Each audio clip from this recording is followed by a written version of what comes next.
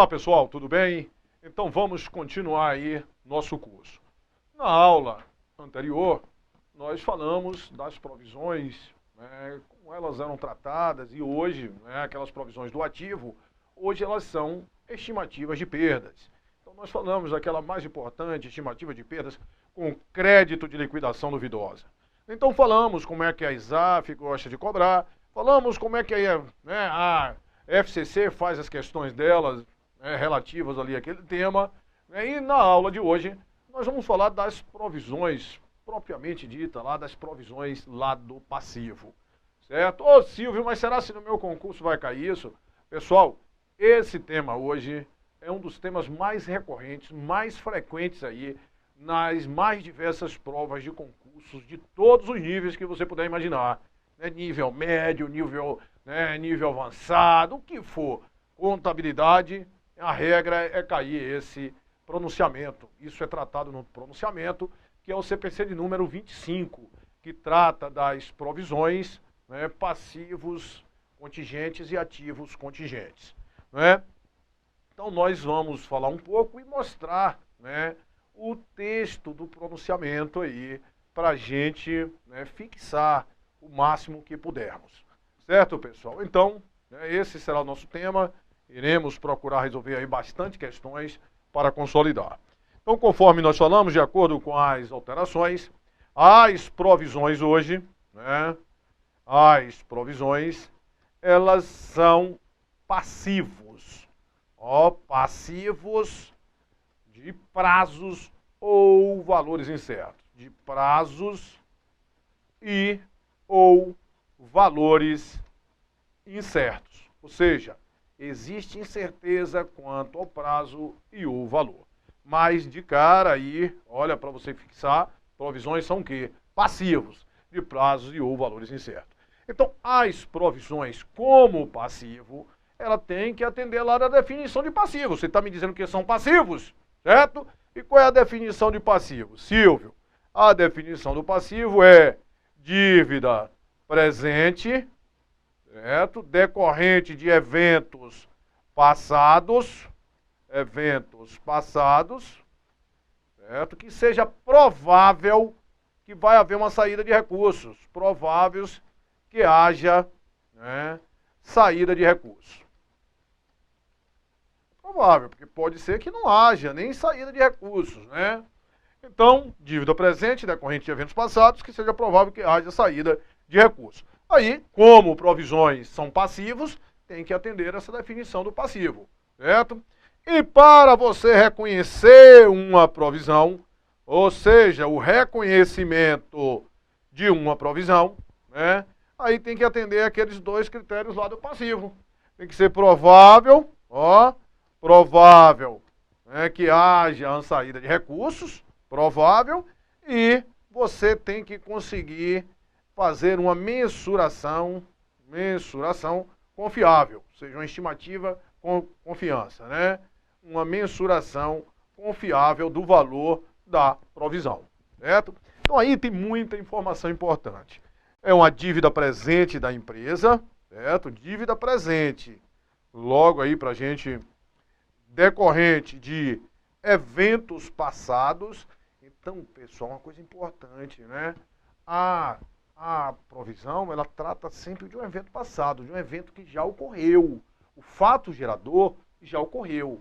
Você vai ter dúvida quanto ao prazo, né, ou quanto ao valor, certo? E é provável que haja a saída de recursos, né? Porque é provável, Silvio, porque, né, pode ser que você liquide um passivo sem que haja saída de recursos, um perdão, por exemplo, o que for, certo? Para que você reconheça, tem que ser provável que haja essa saída de recursos e você tem que conseguir estimar o custo dela com segurança, certo?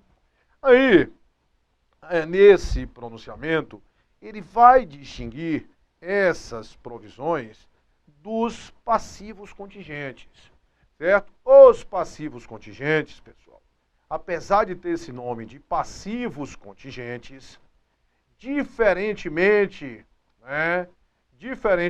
das provisões, eles não serão reconhecidos no balanço patrimonial, certo? Os passivos contingentes, eles, pode ser, quando você vai analisar, que a possibilidade que haja saída de recursos, né, quando você vai analisar a saída de recursos, a provisão é provável que haja saída de recursos. Nos passivos contingentes, você analisou e verificou que é possível que haja essa saída de recursos. Certo? O quadro jurídico avaliou e é possível que haja saída de recursos. Então, isso aqui é um passivo contingente. E esse passivo contingente, quando é possível que haja saída de recursos, você vai divulgá-los em notas explicativas, certo? E, né, você avaliou a saída de recursos, a chance de haver a saída de recursos é uma chance remota. Isso é um passivo contingente também, mas esse aqui não há necessidade de ser divulgado em notas explicativas, certo? Então, passivo contingente, apesar de ter o nome, eles não são reconhecidos no balanço patrimonial. Eles serão divulgados em notas explicativas se for possível haver a saída de recurso. Diferentemente da provisão, certo? Que a provisão, elas, né, serão reconhecidas aonde? Elas serão reconhecidas no balanço patrimonial, certo? E vão ser divulgadas em notas explicativas, essa provisão, certo? E a provisão é provável, é provável que haja a saída de recursos, é provável que haja a saída de recursos, e você consegue mensurar o custo com segurança, o valor da provisão, mensurar o valor da provisão com segurança, certo? Você tem que fazer essas duas coisas, porque muitas vezes você pode ter até uma situação que é provável que haja uma saída de recursos, mas se você não conseguir mensurar com segurança, aquilo você vai somente divulgar em notas explicativas, aquilo vai ser um passivo contingente. Então, o passivo contingente pode ser que a análise é só possível que haja saída de recursos, ou então chegue até a ser provável que haja saída de recursos, mas a empresa não consegue mensurar o valor com segurança, certo? Então, nós teremos o passivo contingente possível que haja a saída de recursos, ou até provável que haja, só que aí a empresa não conseguiu mensurar o valor com segurança, certo? Aí essa coisa aí é muito importante aí a gente entender essa diferença entre passivos contingentes, que apesar do nome, eles não serão reconhecidos no balanço patrimonial, e as provisões que são passivo de prazos e ou valores incertos. Conforme eu falei, a provisão vai sempre tratar de um valor passado, certo? A provisão ela sempre trata de um fato gerador já ocorrido. É diferente, né? Por exemplo, você pode ter uma provisão para contingência. E isso vai ser uma conta lá do passivo. E você tem que tomar muito cuidado, a gente não estudou ainda, mas com uma chamada reserva de contingência, certo? Que são coisas totalmente diferentes. Essas reservas de contingência são conta de PL. Essa provisão para contingência é conta de passivo. Essa aqui se refere a fato passado. Ou seja, o fato gerador já ocorreu. Essa aqui, a fato futuro. Essa provisão para contingência, pessoal, você faz independente de resultado. Independe da empresa ter dado lucro ou ter dado prejuízo. Você constitui essa provisão para contingência. A reserva para contingência, ela depende do resultado. Ela vai ser uma reserva de lucro. Então, você só vai constituir reserva de contingência se o resultado da empresa tiver sido positivo, tiver dado lucro, certo? Então, tomar cuidado. Provisão se refere a fatos passados. Reserva para contingência a fatos futuros. É para evitar a diminuição do lucro, essa reserva, de causa julgada provável, cujo valor você consiga estimar. Perfeito, né? Então, pessoal, aí você pegou, preencheu os requisitos, você vai constituir a chamada provisão. Então, quando da constituição da provisão, você sempre vai debitar uma conta de despesa, certo? Despesa com a provisão, certo? Despesa com a provisão. E você vai creditar quem? A provisão, certo? E essa provisão, ela vai sempre ser reavaliada, né? Na cada data de balanço, ela vai ser reavaliada. E se ela, por exemplo, tiver maior do que seja necessário, você vai pegar e vai reverter a provisão. Vai ocorrer uma reversão da provisão. E quando ocorre a reversão da provisão, isso vai impactar o resultado. Isso vai impactar o resultado gerando uma receita. Então você vai debitar aqui a provisão e vai creditar receita com reversão de provisão. Certo? Quanto da Constituição e quanto da reversão. A provisão, ela deve refletir a melhor estimativa possível de saída de recursos lá na data do balanço. Então, essa provisão, ela vai sendo sempre reavaliada, certo? Chegou na data do balanço, você vai reavaliar a provisão. E se ela foi maior do que você precisava, você vai reverter. Se ela foi menor, você vai complementar. Então, imagina você tivesse uma provisão trabalhista. E essa provisão trabalhista, no final de 2014, né, ela tinha um valor de 100 mil. Aí quando chegar em 2015, você tem que avaliar aquela provisão. Primeiro, se ela era uma provisão, é porque era provável que houvesse a saída de recursos. Aí você vai analisar, é provável que haja saída de recursos? É. Porque se não for mais provável que haja saída de recursos, a primeira coisa que você vai fazer é o quê? É reverter todo esse valor, reverter toda a provisão, certo? Mas você avaliou e disse, não, é provável que haja saída de recursos. É. Mas o valor da provisão que vai precisar em 2015 não vai ser 100 mil, só vai ser 80 mil. Então você vai precisar de provisão de 80 mil e você tinha 100. Então o que é que você vai fazer? Reverter 20. Aí vai debitar a provisão e creditar uma receita com reversão de provisão, certo? Agora, se você em 2015 você precisa mais, você vai, né, constituir novamente, né, complementar aquela provisão.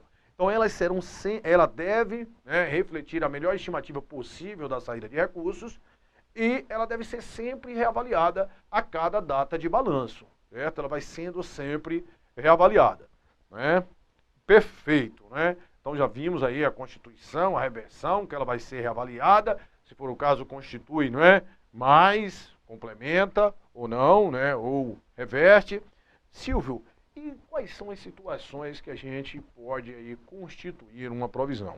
Pessoal, a gente vai ter várias situações, né, que pode constituir provisão, né?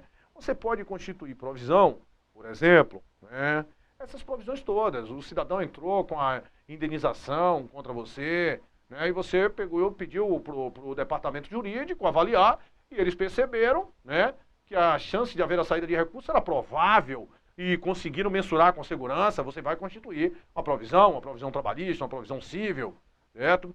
Agora, existem provisões específicas, por exemplo, provisão de garantia de produto, né? Você forneceu, né, uma garantia de produto de 1 ano. E aí, pessoal, se aqueles, né, se derem problemas naqueles produtos, você vai consertar. Então você pega, de acordo com o histórico seu, que dá problema, você avalia quantos daquelas vendas, né, vai dar problema e quanto você iria ter de custo para consertá-los. E aí constitui a provisão, certo? Você pode ter essa provisão de garantia, você pode ter provisão de reembolso, onde você garante que o cidadão insatisfeito, a empresa irá reembolsar. Você pode ter uma provisão, por exemplo, para contrato oneroso, certo? O que é contrato oneroso? É aquele contrato, né, que para você desfazer o contrato, você tem um custo muito alto que não vale a pena desfazer, certo? Esses contratos onerosos. Você pode também para provisão para reestruturação. Você vai reestruturar a sua empresa, certo? Aí você pode constituir uma provisão, só que essa reestruturação tem que obedecer uma série de situações, certo? Então, pessoal, essa provisão, né, você pode ter provisão para garantia, para reembolso, para contrato oneroso, para reestruturação, certo? Beleza. Agora, essa provisão, né, a gente viu que ela, né, vai ser um fato que já ocorreu, né? Para você constituir essa provisão, você vai ter um evento, né, que vai criar essa obrigação, certo? O evento que vai criar a obrigação.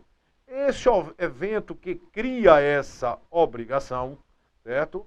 Ele pode ser decorrente de lei, pode ser, uma obrigação legal, certo? Uma obrigação legal ou uma obrigação não formalizada. Obrigação legal ou obrigação não formalizada, que pode criar aí, né, essa obrigação. Evento que cria obrigação. Aqui não resta outra situação para a empresa a não ser cumprir com aquela obrigação. Isso que é o evento que cria obrigação. Não tem outra situação a não ser cumprir com aquilo. Pode ser decorrente de lei ou pode ser decorrente de quê? De uma obrigação que não formalizada. Como assim, Silvio, uma obrigação não formalizada? Muitas vezes, pessoal, a empresa, ela tem uma cultura, né, de fazer determinados tipos de coisa, né? Por exemplo, isso acontece muito com essas revendedoras de carro, Honda, Toyota. Depois de 10 anos que vende o carro, eles convocam o pessoal para fazer uma troca de determinada peça, recall.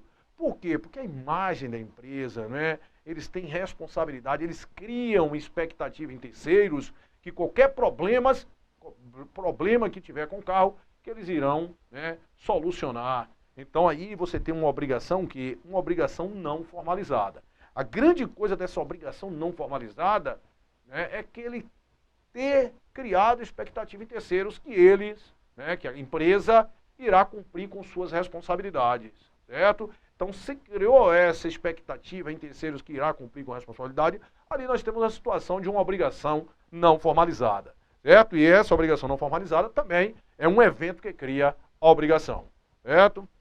Beleza. Então, além desse evento que cria a obrigação, você tem que ter o quê? Uma dívida presente, né?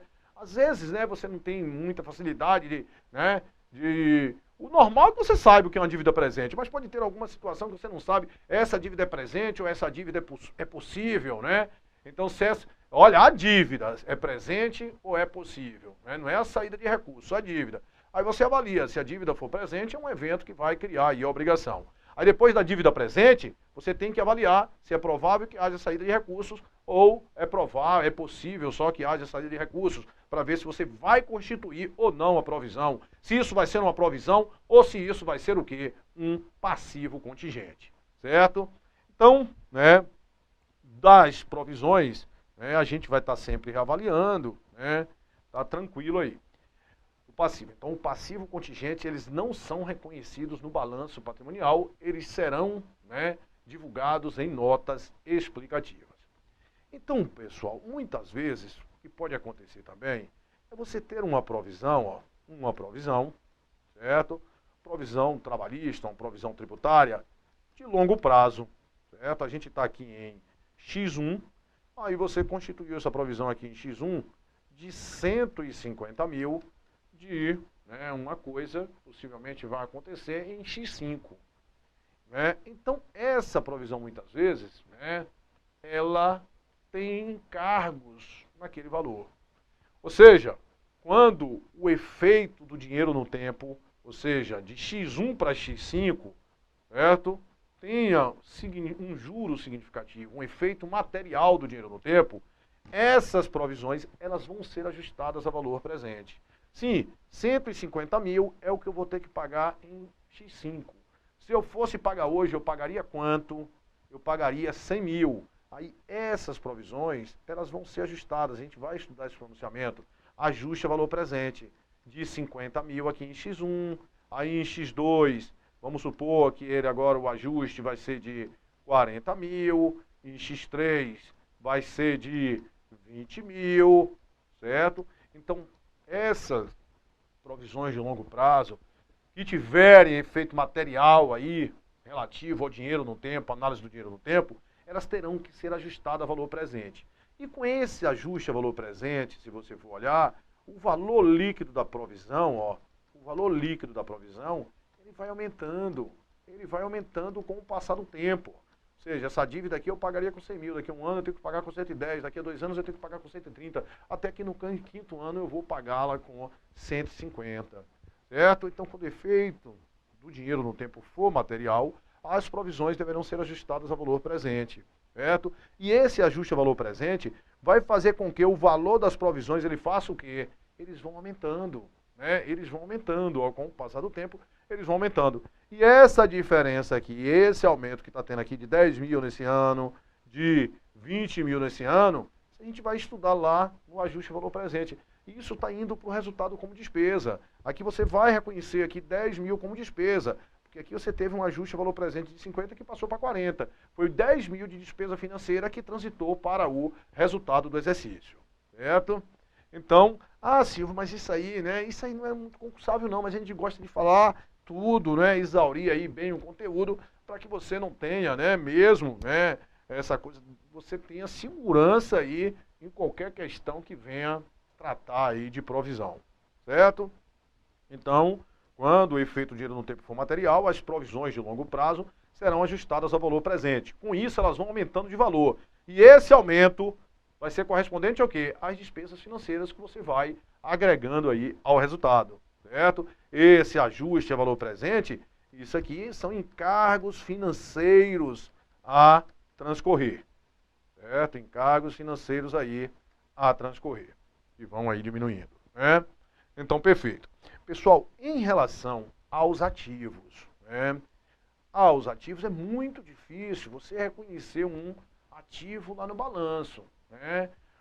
Silvio, mas se você entrou com ação na justiça contra a pessoa e é provável que você vai ganhar, você não reconhece o ativo? Pessoal, para que você reconheça um ativo, tem que ser provável, olha só, tem que ser provável, praticamente certo, que vai ocorrer a entrada de recurso. Provável, praticamente certo, certo? Que você reconheça um ativo. Se somente for provável que haja a entrada de recursos, você vê que isso lá você já reconhecia a provisão. Se somente for provável, isso aqui vai ser um ativo contingente, certo? Isso será um ativo contingente, e ativo contingente, assim como o passivo contingente, você não reconhece no balanço, certo? E se for possível, isso aqui é contingente, mas esse nem em notas explicativas você vai divulgar. O ativo contingente, que é provável que haja entrada de recursos, esse aqui você não reconhece no balanço, mas você vai divulgá-los em notas explicativas, certo? Então, né, o ativo, né, ativo contingente, passivo contingente, você não reconhece. Para que você reconheça o ativo, tem que ser provável que haja essa entrada de recursos, mas provável praticamente certo. Se somente for provável, você não vai reconhecer aí o ativo, né? Possível, se for possível, e nem notas explicativas você vai divulgar, certo? O ativo já não é tão concursável. A grande coisa lá concursável é o passivo lá, são aquelas provisões, certo? Então, estou lembrando, as provisões são passivos de prazo ou valores incertos, né? A gente tem um grau de incerteza muito grande lá nas provisões. Aí você fala assim, Silvio, mas, né, uma provisão, por exemplo, se você tem uma provisão para contingência, um passivo, e se você tem uma duplicatas a pagar, uma nota promissória a pagar, é um passivo, né, também. Mas essas duas coisas são a mesma coisa? Olha só, a gente vai ter o que a gente chama, de passivos genuínos. Passivos genuínos. Duplicatas a pagar, e isso lá no passivo a gente vai separar. Isso, esses passivos genuínos, né? Ou contas a pagar, notas promissórias a pagar, contas a pagar. De quem, pessoal? Das provisões. Isso vai ficar separadozinho lá, provisões trabalhistas, por exemplo, né? Beleza, isso fica separado. E existe outra coisa lá, um outro passivo, que são passivos, pessoal, decorrentes do reconhecimento do regime de competência. Então aqui a gente pode ter, por exemplo, dois tipos de passivo, né? Olha só, né? A gente pegou e tem lá, férias a pagar. Isso aqui antes era conhecido como provisão para férias, né? A gente tem férias a pagar, 13º a pagar. Isso antes era conhecido, pessoal, como, né, provisão para férias, provisão para 13º, certo? Só que isso aqui é o reconhecimento da despesa correspondente a férias, obedecendo ao regime de competência, reconhecimento do 13º. Então, isso aqui não há essa incerteza da provisão, quanto a prazo e a valor. Pode ter uma certa incertezazinha lá no valor e tudo, mas é muito pequeno quando comparado com uma provisão, certo? Então, esses, né, passivos, né, que são, né, em obediência ao regime de competência, eles vão estar lá junto dos passivos genuínos lá de contas a pagar, certo? Eles vão estar lá tudo junto de contas a pagar, duplicado a pagar, contas a pagar, férias a pagar, 13º a pagar, certo? Entendendo que antes a gente chamava isso aí provisão para férias, provisão para 13º, mas isso hoje, né, tecnicamente é inadequado, certo? E aí a gente tem lá as provisões, né? Provisões propriamente ditas mesmo, aquelas que existem incerteza quanto a prazo e o, né, valor, certo? Trabalhistas, né, tributárias, todo tipo de provisões. Então, se hoje você vir, né, uma coisa lá, provisões, significa que aquilo ali é o quê, pessoal? É um passivo, né? Provisões diversas. Às vezes vem essa conta aí, provisões diversas. Provisões diversas é o quê? Passivo, certo? Provisões diversas, passivo. Beleza, Silvio, né? Então, fica atento aí. Então, uma coisa, por exemplo, se você tiver isso aqui, qual é a diferença disso aqui? Imposto de renda a pagar, certo? Imposto de renda a pagar e provisão para imposto de renda. Isso, né? Isso antigamente era tudo comum, a mesma coisa, né? Provisão para imposto de renda e imposto de renda a pagar. Hoje, se você for olhar, existe uma diferença sutil em relação a isso aí. Imposto de renda a pagar, isso aqui vai ser ó, o imposto de renda que foi apurado lá no resultado do exercício, certo? Essa provisão para imposto de rendas, né? Por exemplo, teve um alto de imposto de renda, você recorreu, né, constituiu ali, os advogados avaliaram que a chance de haver saída de recurso era provável, conseguiu estimar com segurança, aí você constituiu o quê? Uma provisão para o imposto de renda, uma provisão tributária, certo? Existe ali uma incerteza de prazo e ou valor, certo? Então ficar atento aí para a gente saber diferenciar esses passivos genuínos, né?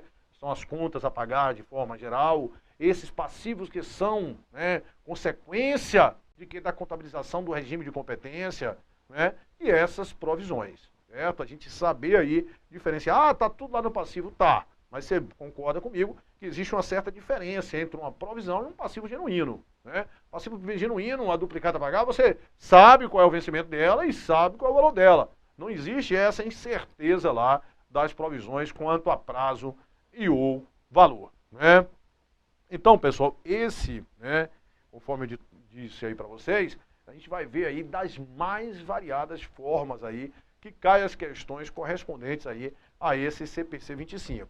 Mas antes, porém, né, a gente vai mostrar um texto, né, do pronunciamento, mas eu não coloquei, por exemplo, a gente tem um curso aqui que é o curso de CPC, aí a gente coloca mais coisas, né, pra gente exaurir o máximo aí. A gente pegou e deu né, com menos coisas, a gente vê mais as definições, né, esse tipo de coisa, para que a gente consiga, né, consiga se sentir seguro aí com o CPC 25, que é nosso objetivo. Beleza, pessoal? Então a gente dá um tempinho aqui para tomar água e logo depois do intervalo a gente já vem aí, né, mostrando aí o texto do pronunciamento, ok? Até já.